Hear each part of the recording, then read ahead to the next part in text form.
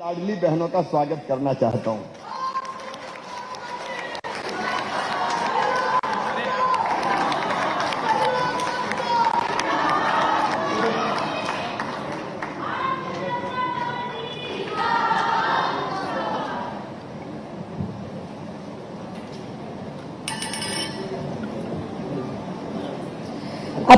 बहुत बहुत धन्यवाद अक्का। आपके मार्गदर्शन से हम प्रेरित होकर ही इस कार्य को पूरी अच्छी तरीके से कर पाते हैं। सम्मानीय मंच और मेरी बहुत ही प्यारी बहनों, मुझे आज बहुत गर्व है। गर्व इस बात का है कि मध्य प्रदेश की धरा पर यह प्रशिक्षण शिविर चल रहा है और जिस मंच पर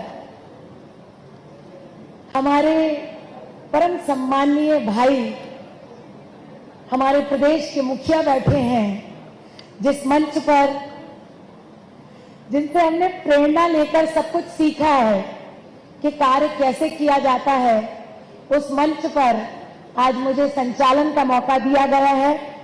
बहनों, मैं बताना चाहती हूं कि अपने सार्वजनिक जीवन के प्रारंभ से ही महिला सशक्तिकरण जिनके जीवन का उद्देश्य रहा है, देश में पहली बार जिन्होंने योजनाबद्ध तरीके से पेट में पल रही कन्याओं की भ्रूण हत्या को रोकने का अभिनव और सफल प्रयास लाडली लक्ष्मी योजना के रूप में किया, तत्पश्चात बेटियों के जन्म से उनकी अंतिम श्वास तक एक अभिभावक के रूप में जिन्होंने चिंता की, महिला सुरक्षा के लिए कठोरतम एवं महिला स्वावलंबन के लिए व्यवहारिक और अद्भुत योजनाओं के द्वारा महिलाओं को सामाजिक और आर्थिक रूप से सशक्त किया।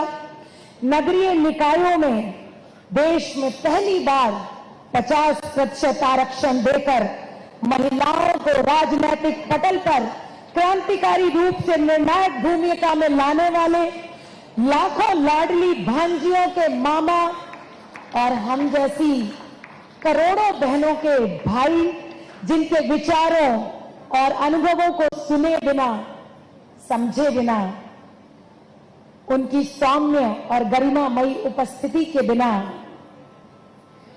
यह महिला मोर्चा का ये राष्ट्रीय प्रशिक्षण शिविर अधूरा रह जाता। जिन्होंने अपने दोनों हाथों से इस प्रशिक्षण वर्ग के लिए सहयोग किया, जिन्होंने हम बहनों को कहा कि आपको जैसा प्रशिक्षण वर्ग करना करो, मैं हूं आपके साथ। ऐसे हमारे बड़े भाई साहब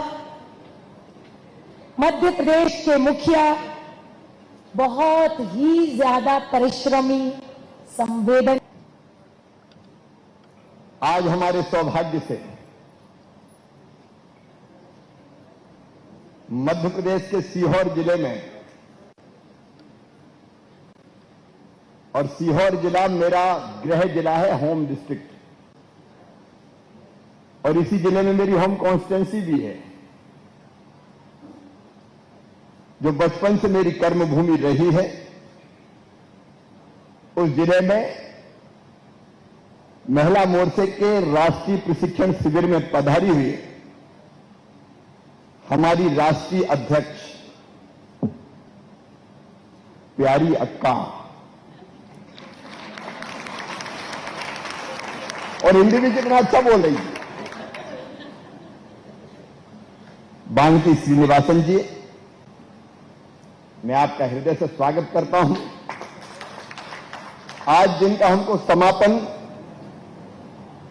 में मार्गदर्शन मिलेगा, राष्ट्रवादी चिंतक, मौलिक विचारक और कुशल संगठक आदरणीय श्री प्रकाश भाई साहब, भारतीय जनता पार्टी के प्रदेश के संगठन महामंत्री आदरणीय श्रीमान हितानंद जी, हमारी राष्ट्रीय महामंत्री मेरी लाडली बहन सुखप्रीत कौर जी, हमारी राष्ट्रीय मंत्री बहन दीप्ति रावत जी, प्रदेश की राष्ट्रीय उपाध्यक्ष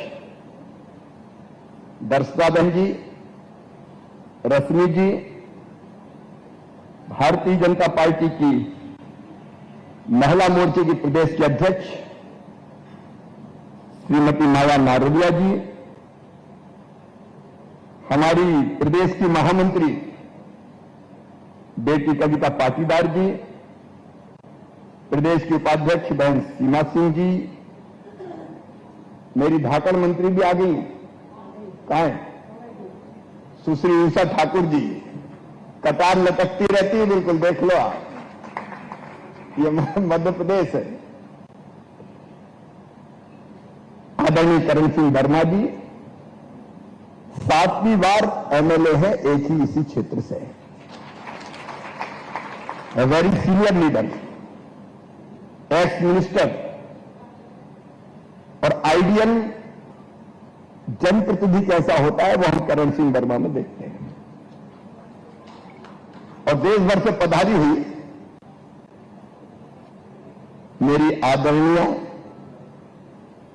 लेकिन लाडली बहनों, मैं सबसे पहले आप सबका मध्य प्रदेश की इस पवित्र भूमि पर हृदय से स्वागत करता हूं। यह मध्य प्रदेश में अहिल्या देवी की कर्म भूमि है। रानी दुर्गावती जिनने अकबर से लोहा लेके दांत खट्टे किए थे, वीरांगना अवंतीबाई, रानी कमलापति यही राज करती थी, और जिन्होंने पराजय के बाद धोखे से हार, मैं उस इतिहास में नहीं जा रहा, समय नहीं है, दोस्त मोहम्मद खान ने पीठ में छुरा घोंपा था, धोखे से जब सेनाएं पराजित हो गई तो भोपाल के बड़े तालाब के पास छोटा तालाब है, वहां जल समाधि ली थी, और उनके नाम पे हमने भोपाल के आधुनिक रेलवे स्टेशन का नाम जब प्रधानमंत्री जी आए थे तो कमलापति, रानी कमलापति रेलवे स्टेशन रखा। यह उनकी पवित्र भूमि है।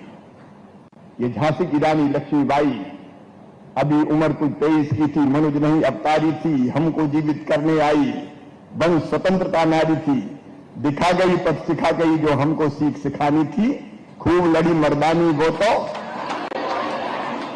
ये उनकी कर्मभूमि है। सुमित्रा ताई जैसी नेता यहां से, राजमाता विजया राजे सिंधिया जी, देखिए मैंने प्रारंभ से याद देखो, भारतीय संस्कृति और जनसंघ से लेकर भारतीय जनता पार्टी, उनमें बहनों का जो महत्व है वो सबसे ऊपर है। आज भी हजारों साल पहले हमारे ऋषियों ने कहा था, यत्र नारस्तु पूज्यन्ते रमन्ते तत्र देवता। मां, बहन और बेटी को मान सम्मान और इज्जत की नजर से देखा जाएगा, देवता वहीं निवास करेंगे। अनादिकाल से, बीते कुछ कालखंड को छोड़ दे जब हम गुलाम हो गए थे, मुगलों का शासन था, अंग्रेज आए, अगर इस कार्यकाल को छोड़ दें, कालखंड को छोड़ दें, तो मां, बहन और बेटी को बहुत उच्च स्थान दिया गया है। यह देश है जिसने कहा नारी तू नारायणी। और जनसंघ के समय से आप देखें, चाहे राजमाता जी हो, राजमाता जी को मनाने गए थे कि राष्ट्रीय अध्यक्ष बन जाए अटल जी, अडवाणी जी, उन्होंने इनकार किया था, राजमाता जी का मार्गदर्शन हमको मिला। सुषमा स्वराज जी जैसी सरस्वती जिनकी जीवा पर विराजती थी, तेजस्वी अगर महिला नेत्री देश की हुई है तो भारतीय जनता पार्टी में हुई है। फायर ब्रांड नेता हमारी उमा भारती जी, आज भी अगर देखें पूरे प्रदेश को, मैं बहुत विस्तार में नहीं जाना चाहता, लेकिन स्मृति ईरानी जी अभी आई थी, अब उनकी स्मृति भी आपके मन मस्तिष्क में होगी। और निर्मला सीतारमण जी जैसी वित्त मंत्री जो पूरी योग्यता के साथ हिंदुस्तान के खजाने को संभाल रही है। मंत्रिमंडल में एक नहीं ऐसी सक्षम आने को बहने हैं। भारतीय जनता पार्टी ने महिला नेतृत्व को हमेशा ठीक से वरीयता देने का प्रयास किया है, और केवल नेतृत्व को नहीं, जो भारतीय संस्कृति का मूल सोच है वही भारतीय जनता पार्टी का है। आज जब मैंने महामंत्री जी से पूछा कि किस विषय पर बोलना है राष्ट्रीय प्रशिक्षण शिविर में, तो उन्होंने कहा कि व्यवहारिक रूप से आप जो मध्य प्रदेश में कर रहे हैं वो बताएंगे तो ज्यादा ठीक होगा। तात्विक भूमिका रखेंगे श्री प्रकाश जी, लेकिन भारतीय जनता पार्टी केवल कहती नहीं है, करके दिखाती है जहां सरकार होती है।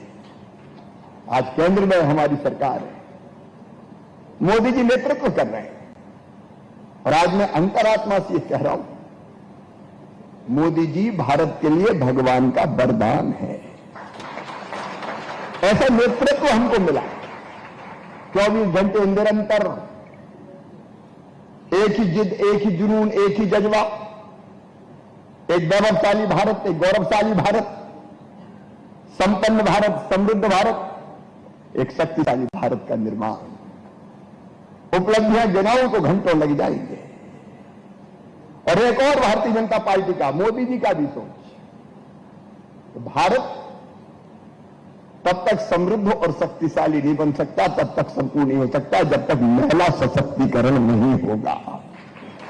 यह सुस्पष्ट सोच है हमारा। उसमें केंद्र की योजनाएं जिनकी चर्चा निश्चित तौर पर हुई होगी, बेटी बचाओ बेटी पढ़ाओ, सुकन्या समृद्धि योजना से लेकर अनेकों, मोदी जी के नेतृत्व में केंद्र सरकार चला रही। हमारा सौभाग्य उनके नेतृत्व में हम काम कर रहे हैं, और आज पूरे गर्व के साथ मैं कहता हूं, विश्वास के साथ कहता हूं, हमारी आंखों के सामने मोदी जी के कुशल नेतृत्व में भारत विश्व गुरु बनने की राह पर चल पड़ा है। अब कोई रोक नहीं सकता, ये सपना साकार होगा। लेकिन जब अपनी सरकारें आती तो वो करती क्या है, सोच के देखिए। मध्य प्रदेश में 2003 में हमारी सरकार बनी, 2005 से मैं मुख्यमंत्री हूं। मेरी बहनों, मुख्यमंत्री बनते ही अगर सबसे पहली योजना औपचारिक रूप से मैंने बनाई तो उस योजना का नाम लाडली लक्ष्मी योजना है। और उस योजना की कल्पना भी मैं बताता हूं आपको। यह योजना दिमाग में आई कैसे? ये कोई वोट बैंक की राजनीति का एजेंडा नहीं था हमारा, हृदय की तरफ से निकली हुई योजना। मेरा जन्म गांव में हुआ। मैंने बताया कि बीच का कालखंड ऐसा था जिसमें समाज का बहनों के प्रति सोच बदल गया था। मुगल काल की बात करें, उसके बाद के काल की बात करें, बेटा और बेटी में भेद किया जाता था। मैं अपने गांव की कथा आपको सुनाता हूं। बेटा अगर पैदा होता तो खुशियां मनाई जाती, मां भी खुश, सासू जी भी प्रसन्न, बेटा आया है। लेकिन बेटी अगर पैदा हो गई तो मां का चेहरा ही उतर जाता था, जैसे बेटी ने कोई आफत आ गई हो। और धीरे धीरे परिस्थितियां ये बन गई कि सेक्स रेशियो बेमेल हो गया। एक परिस्थितियां वो बनी कि 912, 1000 बेटों को 912 बेटियां पैदा हो रही थी। मैं बचपन से भेदभाव देखता था, मन में पीड़ा होती थी। बेटे को ज्यादा लाड़, बेटी को कम प्यार। मैं सोचता था कि भेदभाव क्यों होता आखिर, और भेदभाव भी कई बार मां भी करती थी। बेटा कुल का दीपक है, बुढ़ापे की लाठी का सहारा है। अब वो बुढ़ापे की लाठी का सहारा बनेगा कि बुढ़ापे में लाठी मारेगा, इसकी गारंटी कोई नहीं ले सकता। लेकिन मैं हमेशा कहता था कि बेटी अगर पैदा हुई तो जब तक उसकी सांस चलेगी अपने माता पिता की चिंता और सेवा करेगी। गांव में तो यह भी होता था, पति पत्नी में झगड़ा हुआ तो पतिदेव को गाली देने का अधिकार था, और कई बार तो वो लाठी उठाते थे और पत्नी जी की पीठ पे मार देते थे, और कोई बचाने आता था तो पत्नी कहती थी, माइंड सेट ऐसा बन गया कि मेरा पति है, मुझे मारे चाहे पीटे, तुम बीच में बोलने वाले कौन होते हो। ये बातें दर्द पैदा करती थी। बचपन से मेरे दिमाग में आता था कि भेदभाव कैसे दूर हो। तो मैं कई जगह बोलने की कोशिश करता था, बेटी को आने दो, बेटी है तो कल है। एक जगह मुझे बोलने का मौका मिल गया, वो मुख्य अतिथि के आने में देर होगी, सामाजिक कार्यक्रम में, एक शादी का सामूहिक विवाह का कार्यक्रम था। मैं उसमें बोल रहा था, बेटी को आने दो, तो एक बूढ़ी अम्मा खड़ी होगी, बेटी को आने दो, बेटी को आने दो, भाषण दे रहा है।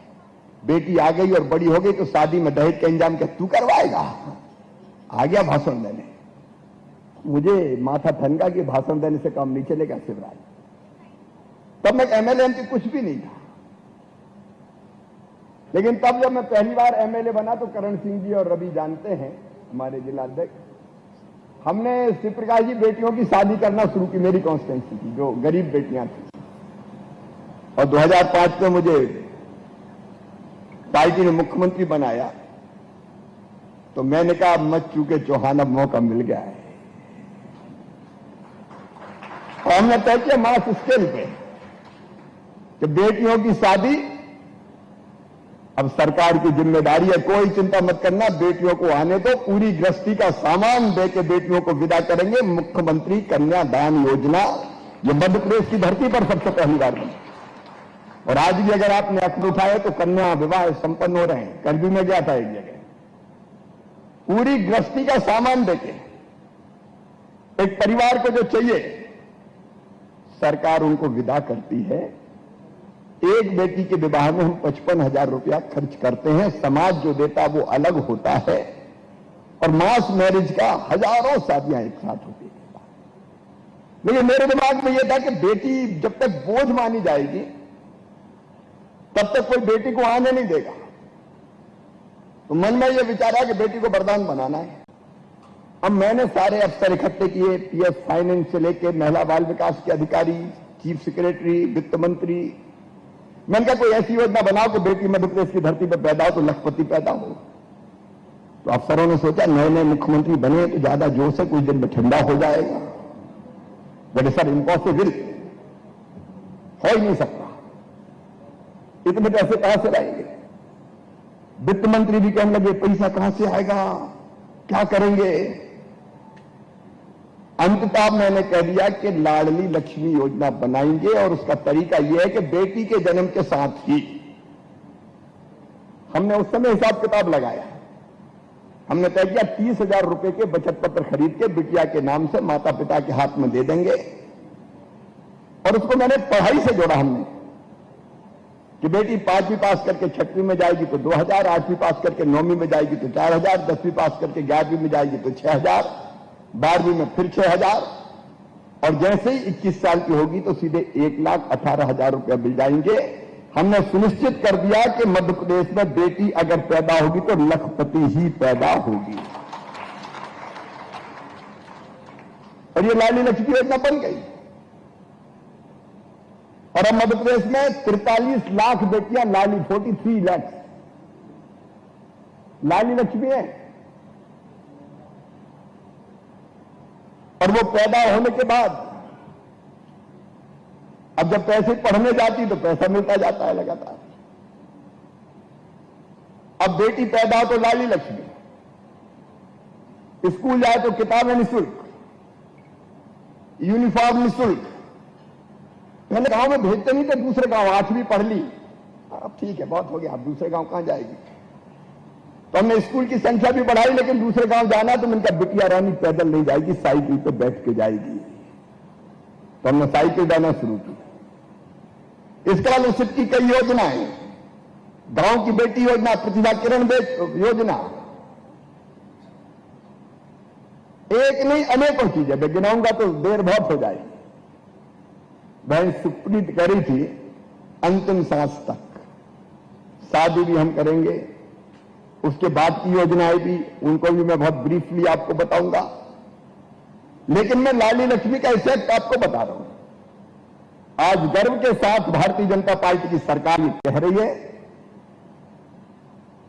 कि 2012 में 912 बेटियां पैदा होती थी 1000 बेटों पे।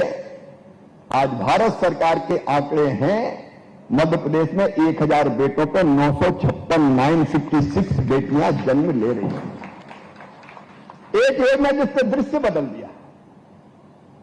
और हम तब तक चैन से नहीं बैठेंगे जब तक 1000 बेटों पे 1000 बेटियां जन्म ना ले। सेक्स रेशियो बराबर होना चाहिए। और लाली लक्ष्मी योजना में केवल अब पैसे ही नहीं मिल रहा।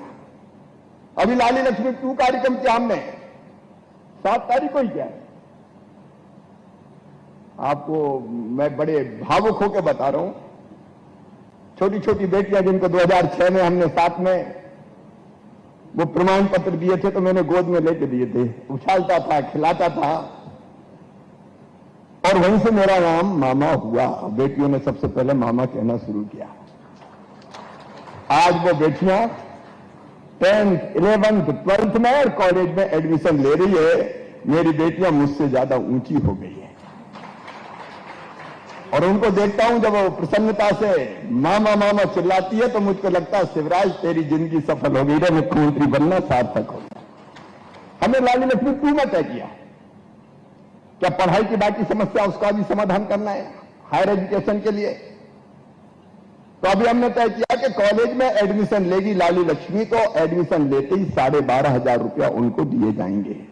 जोड़ दिया, मम्मी पापा को कह दिया कि एडमिशन होना चाहिए, मतलब साहब है कि पढ़ाई होनी चाहिए उनकी। और जैसे ही ग्रेजुएशन करेगी फिर 12,500 रुपया। पहले 25,000 हमने सोचे थे, लेकिन हमने कहा ग्रेजुएशन की शर्त रख दो, नहीं कई मां बाप पढ़ाएंगे, एजुकेशन पूरी होनी चाहिए। और एक बात और, मेडिकल कॉलेज में जाएंगी, इंजीनियरिंग कॉलेज में जाएंगी, आईआईटी में जाएंगी, आईआईएम में जाएंगी, क्लैट के माध्यम से किसी लॉ कॉलेज में एडमिशन लेगी, या प्रतिभाशाली है और विदेश की किसी बहुत अच्छी यूनिवर्सिटी में एडमिशन हो गया तो भी उनकी फीस मम्मी पापा नहीं भराएंगे, मामा भराएगा, भारतीय जनता पार्टी की सरकार भराएगी। उच्च शिक्षा के सारे रास्ते साफ कर दिए, कोई बैरियर नहीं, कोई ब्रेकर नहीं, बढ़ती जाओ बढ़ती जाओ, ऊंचे आकाश में लंबी उड़ान भरो, माता पिता का, प्रदेश का और हिंदुस्तान का नाम रोशन करो। अब माता पिता भी सोचने लगे कि चक्कर ही खत्म हो गया सब, पढ़ाने दो बेटी, अब प्रॉब्लम क्या है, इसलिए बेटियां आ गई। ये अद्भुत योजना लाली लक्ष्मी, जिसको किसी न किसी रूप में कई राज्य सरकारों ने अपनाया। कर्नाटक में भी भाग्य लक्ष्मी ऐसी योजना बनी, अलग अलग राज्यों में अलग अलग योजना, लेकिन केवल लाली लक्ष्मी हमने ये योजना तो बनाई, लेकिन उसके बाद मन में यह संकल्प था सामाजिक सशक्तिकरण, राजनीतिक सशक्तिकरण, शैक्षणिक सशक्तिकरण, आर्थिक सशक्तिकरण, जो भारतीय जनता पार्टी के सोच का मूल है वो होना चाहिए। और इसलिए एक क्रांति हुई मध्य प्रदेश में, जो लोकल सेल्फ गवर्नमेंट के चुनाव थे उसमें हमने तय किया कि 50% टिकट बहनों के लिए रिजर्व रहेंगे, आधी सीटों पे केवल बहनें चुनाव लड़ेंगी। अब इसका सामाजिक असर कैसा हुआ आप सोच के कभी कल्पना करके देखिए। पहले पुरुष चुनाव लड़ते थे, पंचायत का हो, नगर पालिका का हो, नगर निगम का हो, कारपोरेटर का हो, और बहन बेचारी रोटी बनाने का काम करती थी। 50 लोग आ रहे हैं, बनाओ खाना, चुनाव लड़ रहे हैं साहब, तो बनाती रहे दिन भर रोटी और घूंघट, गांव में तो बाहर निकल ही नहीं सकते। लेकिन जैसे ही ये काम हुआ 50% रिजर्वेशन, तो बहनें निकल पड़ी और पतिदेव ने तय किया कि अब तू तो नहीं लड़ पा रहा, इन्हीं को लड़ा। कार्यकर्ता भी निकले और बाद में हालत ये हुई कि 50% नहीं 56% बहनें चुन के आई हमारी, 56%। और ऐसी तेजस्वी बहनें इंदौर स्वच्छता में नंबर बने।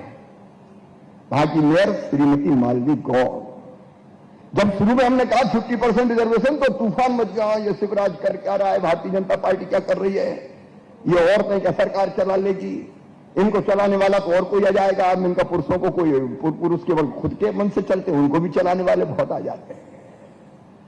लेकिन चमत्कार हुआ मध्य प्रदेश, जो राजनीतिक प्रतिनिधित्व नारी शक्ति को मिला उन्होंने अपने नेतृत्व की क्षमता को सिद्ध किया और मध्य प्रदेश को समृद्ध और विकसित बनाने में योगदान दिया। अब कई जगह पतिदेव बैग उठा के श्रीमती जी के पीछे पीछे चलते हुए नजर आते हैं। कौन है? तो कहते मैं सरपंच पति हूं। महिला की पहचान बदल गई, पार्षद पति, सरपंच पति। और उसके कारण जो राजनीतिक परिवर्तन है वो अद्भुत है। पहले सभाओं में बहनें गांव में दिखाई नहीं देती थी शहरों में, अब पुरुषों से ज्यादा बहनें डटी रहती है। सामाजिक क्रांति, राजनीतिक क्रांति हुई। शैक्षणिक मैंने आपको बताई वो सब बेटियों के लिए है। शिक्षा के क्षेत्र में क्रांति हुई। फिर हमने आर्थिक सशक्तिकरण के प्रयास किए और आर्थिक सशक्तिकरण के लिए मध्य प्रदेश की धरती पर तय किया।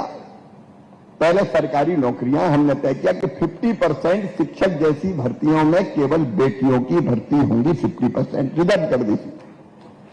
बेटियां क्योंकि उनके बेटियां परीक्षाओं में पास हो के आ गई और बाकी सारी आज नहीं, ये मैं 6, 7, 8 के फैसले बता रहा हूं। सारी गवर्नमेंट सर्विसेज में 33% अनिवार्य कर दी और फिर एक फैसला किया पुलिस में भर्ती का, वो भी सबसे पहले मध्य प्रदेश में हुआ। हमने फैसला किया कि पुलिस में बेटियों की भर्ती करेंगे। अब पुलिस के अफसर ही बिगड़ पड़े कि ये लड़कियां क्या करेंगी, आके अपराधियों को कैसे पकड़ेंगी, तो गड़बड़ हो जाएगी। मैंने कहा कि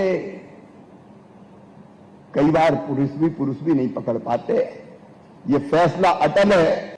मध्य प्रदेश में पुलिस में 30% रिजर्वेशन बेटियों को दिया ही जाएगा।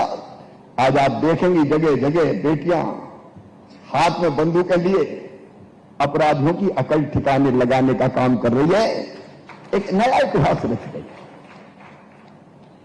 सामाजिक सशक्तिकरण, राजनीतिक सशक्तिकरण, आर्थिक सशक्तिकरण के लिए बहनों हमने तय किया। बहनें जो इंडस्ट्री लगाएगी बेटियां, 2 इंडस्ट्रियल क्लस्टर बन रहे हैं, एक इंदौर में और एक भोपाल में, जो केवल महिला उद्यमियों के लिए सुरक्षित रहेंगे। नारी सम्मान कोष अलग बनाया और एक और बड़ा काम किया। मैं सारी योजना नहीं बताऊंगा क्योंकि समय बहुत लगेगा, लेकिन देखो एक फैसले से कितनी बड़ी क्रांति आती है। हमने तय किया कि मध्य प्रदेश में जो प्रॉपर्टी बहन के नाम खरीदी जाएगी, महिला के नाम खरीदी जाएगी, तो स्टांप ड्यूटी केवल 1% लगेगी। पुरुष के नाम खरीदोगे 5%, महिला के नाम खरीदोगी 1%। पिछले एक साल में 3,000 करोड़ से ज्यादा, 3,000 करोड़ रुपए से ज्यादा की रजिस्ट्रियां केवल बहनों के नाम हुई। पति का पैसा ज्यादा लगा, तेरे नाम करवा ले, तुम्हारी संपत्ति का मालिक बन गई। कई योजनाओं में तय कर दिया पट्टा देना तो पति और पत्नी, अकेले पतिदेव की नहीं होगी, पत्नी की भी होगी। पुरुष और स्त्री एक दूसरे के पूरक है। हमारे अर्धनारीश्वर की कल्पना की गई है, दोनों पूरक है एक दूसरे के, कोई बड़ा नहीं कोई छोटा नहीं। ये बराबरी आनी चाहिए, सब जगह दिखाई देनी चाहिए। और केवल इतने नहीं, एक और उदाहरण आपको दूंगा।